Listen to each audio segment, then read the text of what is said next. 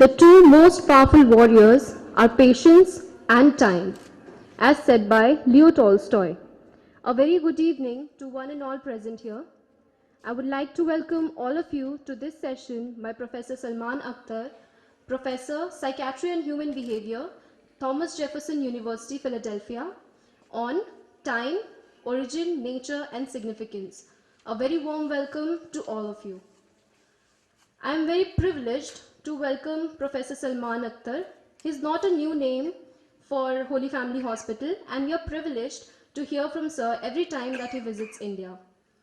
Dr. Salman Akhtar is currently a professor of psychiatry at Jefferson Medical College and training and supervision analyst at the Psychoanalytic Center of Philadelphia. He has served on the editorial boards of the International Journal of Psychoanalysis and the Journal of American Psychoanalytic Association. Professor Akhtar is an internationally sought speaker and teacher. His interests are wide, and he has served as the film review editor for International Journal of Psychoanalysis and is currently serving as the book review editor for International Journal of Applied Psychoanalytic Studies. He has published 7 collections of poetry and serves as a scholar in residence at the Interact Theatre Company in Philadelphia. We welcome you, sir.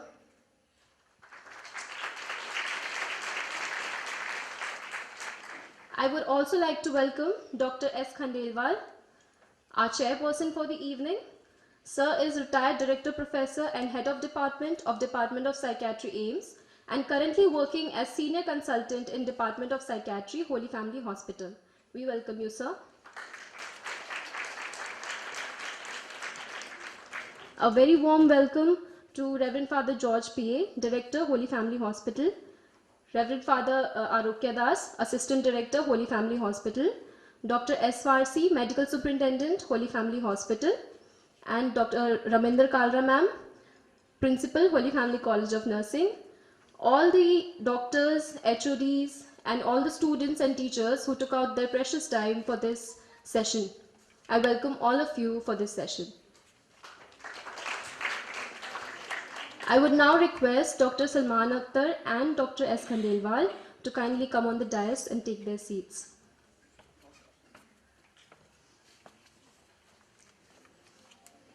Kindly give her applause.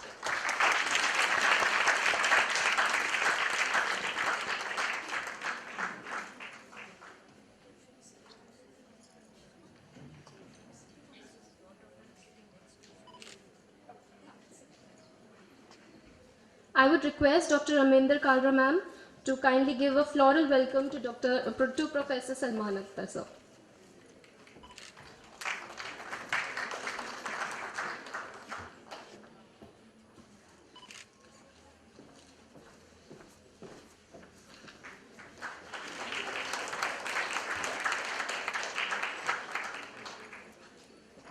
I request Mrs. Simil Babu ma'am, Assistant Professor, Holy Family College of Nursing, to give the floral welcome to Dr. S. Khandelwal.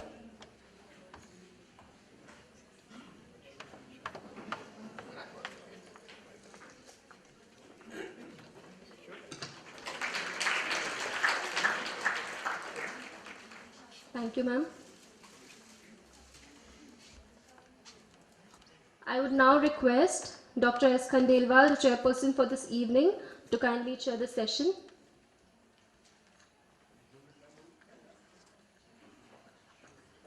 Welcome, please welcome, sir. Thank you very much. Good afternoon, everyone, and welcome Professor Salman Akhtar. It has always been a pleasure listening to Professor Salman Akhtar. And the kind of orator he is, the testimony has come from none other than Professor Srinivas Murthy, the retired professor and head, NIMHANS Bangalore. And this morning he asked me to video record your talk and send it to him. So may I have your permission to video record it? Thank you very much. And as all of you have seen, that the topic which he is talking about is time. Now time is a word, and we think that all of us know about time. You know, time kitna hua hai, time kya hai. But time has got many dimensions. and it's a very old concept. Even if we look at our scriptures in olden times, the time has been described in various forms, and you are all familiar with the word Kal. And when in India, for example, if somebody unfortunately dies, we say the time was up, his time had come. You know, uska Kal aa gaya tha. In fact, when you all know about Narad Muni, when Narad Muni finished his education, he had learnt all Vedas, Upanishads, and he had learnt about mathematics, weaponry, and everything. He goes to Lord Vishnu and asks him that what is there now left for me to learn more. And Lord Vishnu sends him to Sanat Kumar, and Sanat Kumar gives him further education after knowing that what he already knew. And Sanat Kumar tells him the concept of finity, infinity, space and time, and that ultimately the happiness. So even at that time, the time was a concept which people wanted to learn, and that has remained a preoccupation of philosophers, scientists, and you all know about the scientists like Einstein, Newton, and now it has become occupation of Salman also. We are never surprised that what kind of topic Salman would choose for his discourses here. He has talked about a number of issues and concepts, and he has enthralled all of us every time we have listened to him. So Salman, please.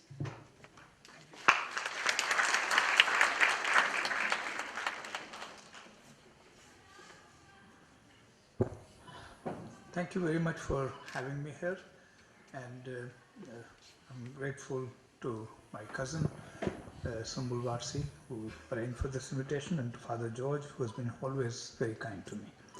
I apologize for being late. It is embarrassing and awkward to be late while one is going to talk about time, and and the bigger problem is that I was going to tell a story of how Indian people are always late. Now that story has gone to dogs. So that is also an unfortunate occurrence. So our accounts are even. You were left waiting and I'm robbed of a very funny story. All right, with that said, let me tell you the funny story anyway. So here is the story. What happened was about, I think 2 years ago when I was in Delhi, I was invited to give some place a talk rather far away. And the talk was supposed to begin at 9:15. And Mugi and I miraculously reached that place at 9:05, which was just a miracle. It was a working day. But we were somehow able to reach there by 9:05. Nobody was there. A couple of people were wandering around among the organizers and such, and they immediately, of course, very courteously asked us for coffee or tea or something. And so we had some coffee, then 9:30 happened, and some people were there, maybe 2 or 3, then 9:35, 9:40, and so I was getting restless, and I kept asking, when are we going to begin? This is, sir, the thing is that some people come from out of town for this kind of meeting, so we have to wait. They came last night, now they get up and they will be sleeping, so they'll come. Bit by bit, it became 10 o'clock, then it became 10 after 10. Around 10 after 10 or 10:15, the organizer came to me, and by this time the hall was reasonably full. The organizer came to me and whispered in my ear, "Sir, I think we should start at 10:30 sharp." Now, I was quite amused, and Yogi was completely surprised that what was sharpness left in this situation, But he was confident. He says, "I think, sir, we should start 10:30 sharp." 9:15 to 10:30 was sharp. That is one kind of orientation towards time. A certain kind of attitude, a certain kind of ethics, a certain kind of emotional attitude, and a cultural way of handling time goes with this. And we'll get into the depth and details of it. A second example. I went to a meeting in Santiago, Chile, and international meeting, and the papers were usually from 9 to 4 something, and then 4 o'clock most people go upstairs to their hotel room, take a little nap, take a shower, change up in less formal clothes, and come down and in the lobby have a drink or go someplace to eat. So I came down around 5:30 in the main lobby, and I ran into two psychoanalysts from New York that I had not met for a long time, but I met them in South America, in Chile. So I said, it was 5:30, so I said, let's sit down, have a drink. Now 6 o'clock, the mayor of Santiago had given a big party. And the idea was that some buses will come and take all the conference attendees to mayor's house. And these New York people, they say, we might miss the bus. I don't think there's time enough for a drink.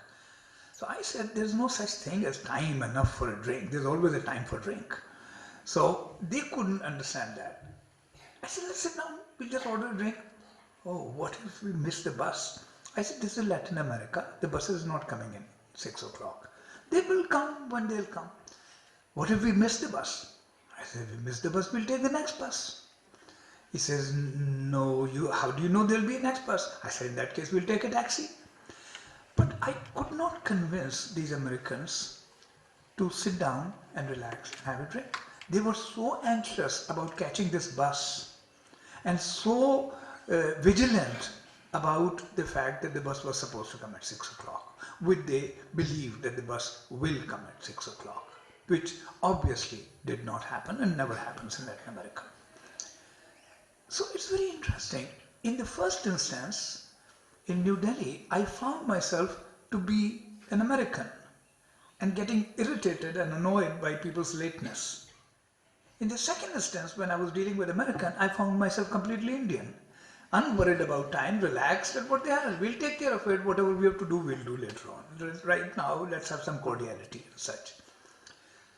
The contrast between these two attitudes also betrays that there is something profoundly cultural, as Sudhir you just indicated, that these are traditions steeped into deep culture with meanings and with origins and with reasons why they evolved the way they evolved.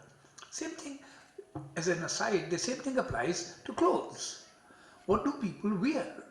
People wear different things in different parts of the world because those things evolved because of certain reasons. Those reasons may be religious, those reasons may be economic, those reasons may be related to climate and weather, those reasons may be related to history and politics, and so on and so forth. And outside of that region and outside of that cultural context, the same attire can look ridiculous and absurd. While in culture, that looks perfectly fine. For example, if you take a young American girl who's walking around on a beach, can I move this a little bit? Yeah, I don't like to stand behind it. This is fine. That if you take a young American girl who's walking on a beach during summer wearing a bikini, now you take a shot and Photoshop it and put it in Chandni Chowk. A girl walking in bikinis in Chandni Chowk is not only inviting danger, but it's crazy. It's crazy. It looked completely bizarre and completely out of context. The same thing, a Muslim woman wearing a burqa, and you clip the picture and put her in Las Vegas. She looked completely weird. But some people look within their own cultural context, okay. So same thing is about time. But before we go into these nuances, let's think about what is time. Now, I'm not the kind of teacher, there are kinds of teachers who ask audience questions. Not a good thing to do. Unless you have a small group of people, 8 people, you're teaching 8 medical students or residents, that's a different kind of thing. But think about it. How many of you have actually looked up in a dictionary what is the meaning of the word time? I myself had not. I had never looked up. I decided to. When I decided I'll give this talk. So one of the good things, English language is a very fine language, very rich. In many, many ways, richer, unfortunately, than my mother tongue. All people believe that their mother tongue is the best language. That's a delusion. It's not treatable by medication. It's a delusion. Thank you. Yeah, just relax. By the way, just take me about 81% seriously. Because if you take me 100% seriously, you'd be lost. 81% is enough. Utna seriousness kafi hai. Just listen to me with 81% seriousness, and then you may get someplace. So what happens is that I decided to look up and see what does the dictionary say. What is time? There must be some entry, and there was. What did it say? It said something that didn't satisfy me. It left me completely unsatisfied. The dictionary says, and go home, try your own dictionary and see what it says. It says time, colon, a measurable or measured, a measurable or measured period in which events exist or proceed. I thought it was a bit of cheating. I thought this was not satisfactory because the word period there is already related to time. And that makes it something circular because you can define something by using that very thing in the definition. So to me it appears a bit of circular reasoning, which is never a good and satisfactory reason. That was a very good dictionary, big Webster's dictionary. You know, it says a measured or measurable period in which events exist or proceed. The second definition said a period in which movements exist from past, present and future.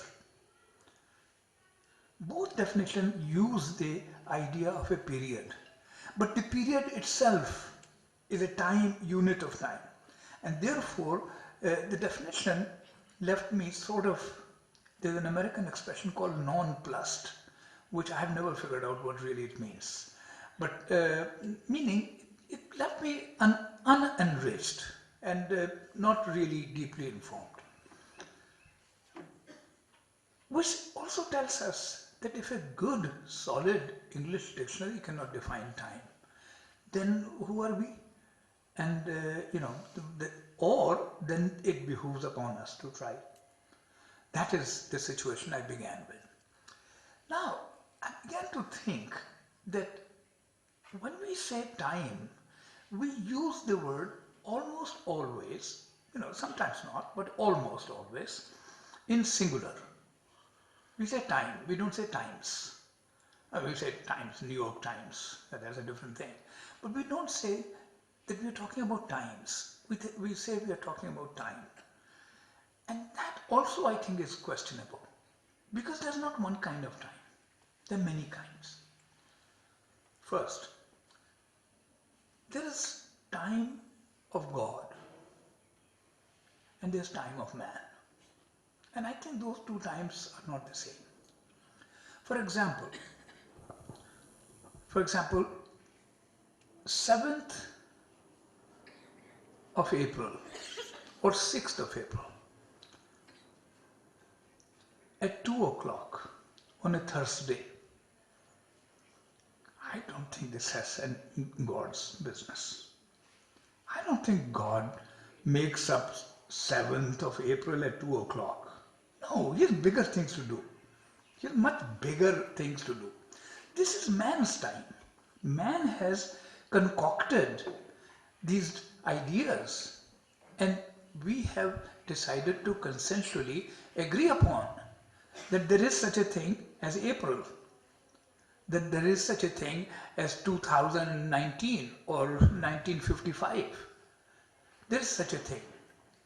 We have agreed upon this, or there is such a thing as January or February or March. These are man-made conventions. So if you ask Christian people, they will say it's 2019, it's a Christian calendar. You ask a Jewish person, it's 5775. You ask a religious Hindu person, the Samvat calendar, I don't know how, must be thousands, yeah? Do you know what it is in Samvat calendar? No, you're a Christian guy. Yeah, so now, you see, in Hindu calendar, I think it's at least 2,000-3,000. In Muslim calendar, it is 14th century. It's 14th century. So now the question is, if a devout Muslim tells you late night in emergency room, there is 14th century, is he delusional, disoriented, or is he actually just religious? Do you see that I think these centuries, the count of centuries, and the names of days and months, and how many days and months we have invented, these are man-made conventions. I mean, for example, the biggest bullshit, in my opinion, is leap year. And this idea of 29th February, this is the biggest bullshit there is. I would, if I had a choice, I would have rather had 32nd of March. That, I think, had a more weighty feel, 32nd of March. Why 29th of February? Because already 28th is already amputated. So why adding one more thing is not going to do anything? It still will remain an amputated month. So rather add one more and make it more interesting, the 32nd of March. That's what I would have done. So you can see how good it is that I'm not in power. These things, which century it is, which month it is, what hour it is, these are not God's times. God's times are like morning, night, dawn, dusk, night, day, winter, summer, These are big movements. These are universally applicable. A night is a night for Jews, Muslims, Christians, Hindus, Sikhs, Parsis and everybody. A day is for everybody. A night is for everybody. Morning is for everybody. God is for everybody. Morning is not a Hindu business, Christian business or Jewish business or Muslim business. Morning is for human beings and God is for human beings. So I think there's a difference between God's times and man's times. And man had purposes and reasons to create these units, and historical reasons and consequences and advantages of organization and economics to devise these structures. These are not structures given in nature. If you're not a believer in God, you can call it nature's time versus man's time. And if you're a real believer in God, then everything is God's. I consider God as a very good and majestic poem. It's a great poem. Significant, powerful, useful, and something that can be used in a benevolent, kind, generous way, which I suppose this hospital represents, and the same thing that can be used sometimes in negative and destructive ways. It's like a knife. A knife can be used to cutting vegetables and cooking food or stabbing somebody. Same way organized religion. There's nothing inherently wrong, good or bad about it. It's a useful human instrument which can be used in good and bad ways. So if you're a real believer, then everything is God's. If you're not a believer, then you'll say nature's time. It's okay, call it nature's time.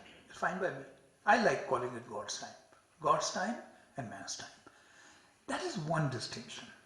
The second distinction is women's time and man's time. There is something about women's bodies which is more oriented intrinsically to the ebb and flow of time.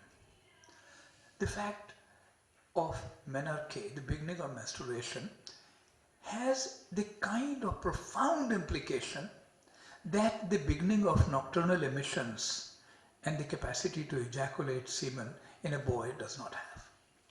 There's a much profound implications of beginning of menstruation and much more psychologically organizing role and life-changing role of beginning of menstruation.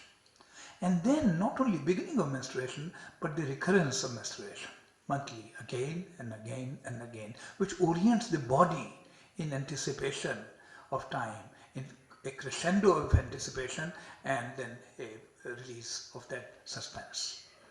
Therefore, internal, innate sensitivity and innate organization and innate sense of importance of time.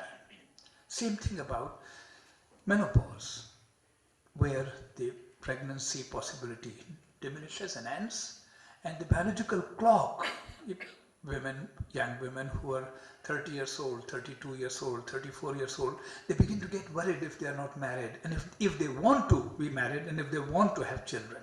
It's not necessary to want to get married, for God's sake, and it's not necessary to have children. Children, you know, they're sitting here, they bring in enormous pleasure and enormous pride, but also can be very annoying. You know, I have two, so I know, you know, and I'm sure my cousin would not disagree with me that children bring both happiness and pride and can be a pain in the ass, you know. So, same way, you know, this whole thing, both the menarche, the periods, and the menopause orient the female body to be anchored in the rhythms and passages of time in a manner that a man's body is not. That's the second division between God's time and man's time, women's time and men's time. Then there is a third division, and that is time in industrial nations and industrialized nations and time in non-industrialized nations. There are not many left, and societies are now being run over by this Western and especially American juggernaut of commercialization and consumerism and capitalist society. But still there are pockets in the world, and still there are villages, remote societies, and to a certain extent even our culture, which is so advanced now, yet we carry a big sleeve of an old history of being non-industrialized. What does this mean? What this means is that when people discovered that there is something called a factory where things can be made and sold, then they realized that if you hire 4 workers for 2 hours, they can make 1 bicycle. But if you hire 4 workers for 4 hours, then you can make 2 bicycles. And that is how the idea that time is money and time is also translatable into productivity and into production of the producer's goods, which can be sold to consumers and produce money. And labor can be divided into temporal units and sold and bought. This idea of time came, and from that an interesting confusion arose, and that is of equation of efficiency and punctuality. Somehow it became that if you were punctual, you were productive. The fact is, you know, Father George, you're in charge of this hospital. A lot of people come in time and they punch in 9 o'clock and they leave at 5 and they don't do shit. Yeah. And people can be a little late, but they are more productive. I mean, the world's greatest poets, world's greatest artists, painters, sculptors, inventors and all, they don't care for what time it was. You know, they came, they worked seriously whenever they were able to. So this confusion of efficacy, industry, productivity and money was born along with industrializations of nations. And therefore a intense emphasis upon units of time, measuring time, cutting close to units of time and buying and selling them and using them as units of productivity and economy. In other nations where industry did not reach into the depths and crevices and into the tissue of communal life, there this kind of mentality did not come. Places where there were not planes, there were no trains, few buses, no automobiles, those places people traveled by bullock carts, by horse or mule or donkey driven carriages. The journey was unreliable. Mudslides will happen, floods will come, roads will get blocked. There were few roads anyway. And in those places, people arrived when they could arrive. And therefore, events began when more loved people were present. You know, whenever we give parties at our houses, or we invite some people someplace else, you know, we invite 3 kinds of people to our houses. People we love, people we like, and people we hate. The people we hate, we invite because some of them are married to the people we love. So that is one reason we have to invite them. Secondly, we invite people we hate because when people who we love, when they come, we feel happy. And when people who we hate, when they go, we feel happy. So we want to feel happy at both hands. And by the way, this is very clear advice and formula to you. If any evening you are getting bored and you don't know what to do and you're feeling dull and such, turn to your husband or wife or your roommate or your friend, boyfriend, girlfriend, whoever, turn to the person next to you and think of a person that both of you hate. And just say, so what do you think of this Preeti girl? And gradually the two of you will begin talking and the mood will lift. You know? And you'll get more and more cheery. And because all the stocked up aggression is discharged and you become like this, friends. And after talking for a few minutes about, people you dislike, Dr. Let's say Alok Hanspal, so if you say, well, Dr. Alok Hanspal, so we start talking and after a little while say, so do you have some wine? And we open wine and we are now happy completely. In those places where industrialized idiom did not become the main idiom of the life, events began when more loved ones were in the matrix. In places where people came by bullock carts, and there were mudslides and rain and thunder, and the wheel of the cart broke, or the buffalo died on the way, or the cow that was pulling, the bull that was pulling, they waited for loved ones to arrive. Because what is the point of starting a party when there is only the liked and hated ones? It's better that we wait for the loved ones. And therefore, this kind of orientation started a very different kind of attitude towards time. Very, very different kind.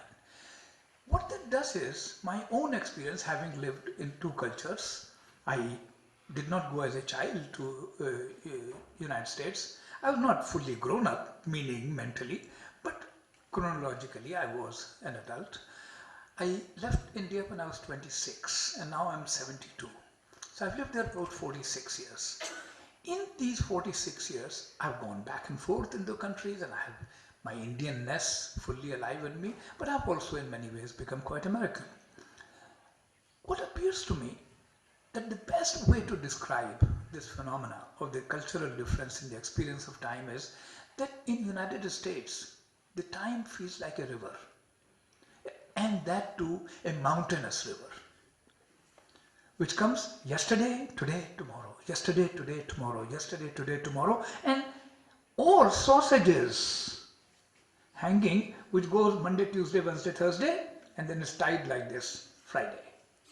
That's why people say TGIF. Nobody says TGIM, thank God it's Monday. No, everybody is wanting to get away from work and have fun. And these are weeks tied like this. Whole week, weekend. Whole week, weekend. And the passage of time, everybody is acutely aware of. In West, especially in the Anglo-Saxon Europe and North America, time is like a river flowing going from yesterday, today and tomorrow. While in India, or at least the India that I grew up in, India has also changed. In India, time is like a lake, standing still. Some is added from the deep crevices of the earth, and some is evaporated by the sun, warmth of the sun. But basically, stand still. There's no concern about its movement, and there's not apparent anxiety and apparent vigilance about its movement. There's a faith that the earth will give, and there's a faith of inevitability of some time passing. These two experiences are very, very different. So far I have said that what we have is not a precise and proper definition of what time is. We don't really know.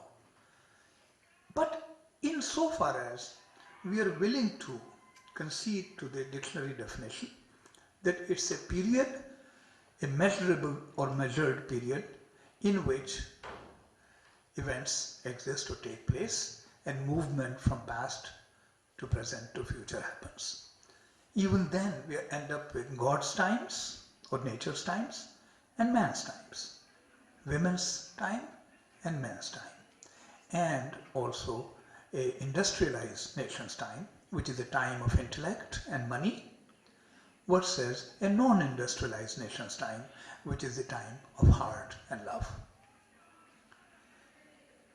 Now the question is, what makes the experience of time different? First is age. Think about it, those of you who can think about such things, and many of you are very young, so think about this when you were like in 5th grade or 6th grade, and the school closed for 2 months. That 2 months, if I recall, like I think mostly the school used to close in June, I think, or May and open in July or something like that. So now those 2 months when you're in 5th or 6th grade and summer vacations, those 2 months appeared like a biggest breast there was. You can drink as much milk. It was the greatest amount of source of immeasurable and infinite relaxation and excitement. 2 months was so big. And now, when I'm 72, 2 months is nothing. It passes like this, it goes away. Years go away so fast. I think age makes the difference in the passage of time. It's like in the hourglass. The fact that the sand is going in the same speed. It looks like the sand is going fast when it begins to be empty. No, sand is going at the same speed. It only appears that way. Same way, 2 months or the same 2 months when I was 6 years old and when you were 6 years old or 8 years old or 9 years old, and 2 months are the same 2 months when you're 60, 65. But they do not feel the same. It's like, if a game of football is being played in, let's say, 4 quarters of 15 minutes each, the first quarter is 15 minutes also, the fourth quarter is also 15 minutes. But the experience of those 15 minutes is entirely different. So I think age makes a difference. Time appears much bigger than in early childhood. Time appears relatively either in Western way, rapidly moving, or in Eastern way, more standing quiet in young and middle adulthood. And then around an age that every human being meets, when you cannot multiply your age by 2 and be confident that you will still be alive. Pablo, you might get away with this. You might multiply your age by 2 and still be around. I'm just being kind. You won't be. And nor would I be. I'm 72. How many people in this auditorium can believe that I will become 144? And those of you who believe that there is a chance, I think need some antipsychotic medication. What does that mean? When you cannot multiply your age by 2 and be confident 100% that you will be around. What that means is a realization sets in that more of your life is gone and less of your life is left. And that realization has impact on human beings. So that is one kind of thing. Age, and I'll come back to this point later. Age, I think, changes the sense of time and experience of time. Second is physiological state. And this is an important thing for us to think, for doctors and nurses to think about it. When you're healthy, and you are healthy, the very fact that you're working in a hospital and you have a duty and you have to see patients and you have to attend to patients, you're healthy. Your sense of time is not the same sense of time. When you say to a patient, I'll be back in 10 minutes. I'll bring you medications in 10 minutes. Those 10 minutes are 10 minutes for you. Those 10 minutes are not the same 10 minutes for the patient. In a state of physiological distress, the passage of time becomes slow. So when you have a toothache and your tooth is really hurting and the doctor says, here, take this pills, 20 minutes from now you'll be okay. Those 20 minutes don't pass. Do you see, those 20 minutes? Think about it. Another example. Suppose you have to pee, and now you are in some situation where you're stuck in a traffic, let's say now, on Ashram Kapul, and there is a traffic jam and you have to pee. And the driver, who happens to be a cousin, he said, don't worry, we'll be there in 10 minutes. No, those 10 minutes will seem like an hour. Physiological state changes the experience of time. Age changes the experience of time. Culture changes the experience of time. Emotional state, happiness or unhappiness, changes the experience of time. When you're happy, having fun, you go to a party at 10 p.m. and 2:30 you look at the watch, you say, shit man, it's 2:30. You didn't realize 4 hours you're drinking and talking with friends. When you're unhappy, when you're waiting for somebody on the airport and the plane is delayed, the time does not pass. Emotional state, physiological state, age and culture. All these things affect how we experience time. Another question in the realm of time is, how does the experience arise? How does a baby begin to know that there is such a thing as time? Measured time is different. I mean, when I was a child, I did not know how to read a watch. And I'm sure that our young children today, they don't know how to read this kind of watch anymore. They just see numbers, like this. But I was bribed by my grandfather. But your grandfather too, your grandfather too. I was bribed, like 5 rupees I think he gave me, or 2 rupees or something, to learn to read a clock. I had no motivation to accept for money. I was making money. That's why I said, okay, fine, I'll learn to read the clock. If he didn't pay me, most likely I wouldn't have learned it. I had no inner motivation, no need to learn. But reading the clock, man-made clock, is a different thing. But experience of time is already there in a child. But how? How? We don't really know. But we have hypotheses. One of the things is when the baby is in the uterus, in the intrauterine state, towards the later part of the pregnancy, the baby is aware of many things, of sounds outside, noises outside, music outside. And some of the stories in all mythologies about the intrauterine experience of the baby, the biggest being of Abhimanyu, in Mahabharata. But all the stories, they have a little kernel of truth that the intrauterine life later intrauterine life does have kind of unwritten and therefore unrememberable and therefore unforgettable memories. The pulsations of placenta must set up an awareness in the fetus of a tension arising and tension going down, a tension arising and a tension going down.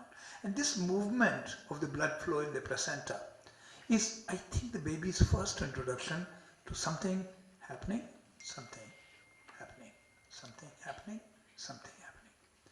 That is one very important experience. Then when the baby is born, baby can pee whenever the baby wants to pee. The baby can shit whenever the baby wants to shit. I'm talking of 1 day old, 2 days old, 3 days old, 4 days old. Baby has to pee, baby pees. Baby has to shit, baby shits. But if the baby is hungry, this is the problem now. Because the baby cannot produce food by itself. Now the baby is dependent and has to become aware that there's more to him or her than him or her. There's something more in this world. Something or somebody with something. But there is something outside of his omnipotence, which may bring food or may not bring food. Under good circumstances, the mother offers the baby the breast or the bottle, but meets the baby's needs. and a cyclicity begins to that. A need arises, the baby cries. The baby has only two ways of communicating. You know, the baby does not know how to speak in English or Urdu or any other language. The baby has only two ways of communicating. One is to cry and one is to move arms and legs. And a mother has to be attuned to what kind of cry, what kind of movement of legs. And those of you who are young women who are either pregnant or want to be pregnant or want to have children, I strongly recommend a little book to read called Your Baby and You by Francis Thompson Sallow, S-A-L-O. The best book to read about how to understand a baby. Real baby, real, 1 month old. How to understand the baby. What's the baby trying to say? Fascinatingly, one of the things Mrs. Sallow says, she's a psychoanalyst and pediatrician in Sydney, Australia. One of the things she says is that, one example, how amazing. She says, if you have a baby and now you're a working person, baby is 6 months old, you're giving it to a nanny or something, and then you're going to work and you'll come back at 3 o'clock, or maybe if you live in a hospital campus, in between you'll come back. She suggests you must tell the baby. You must say, Mommy is going to the hospital, Mommy is going to see some patients, and then Mommy will be back in about 2 hours. Now, it is not, please don't think that baby is understanding what you're saying. But Ms. Thompson suggests that it's still, even then it's a good thing to do. Because it's not the words the baby is understanding, but the baby is getting some feeling and flavor from what you communicate, the music of it, and understanding it in a very different way. It's like we talk to our dogs, yeah, magic. We talk to our dogs, we talk to our cats, we talk to some people have birds, they talk to birds. People talk to all kinds of things. People talk to statues, religious statues, temples, all kinds of things, right? We communicate, and those things communicate back to us in a profound manner. Same way, the baby senses this appeals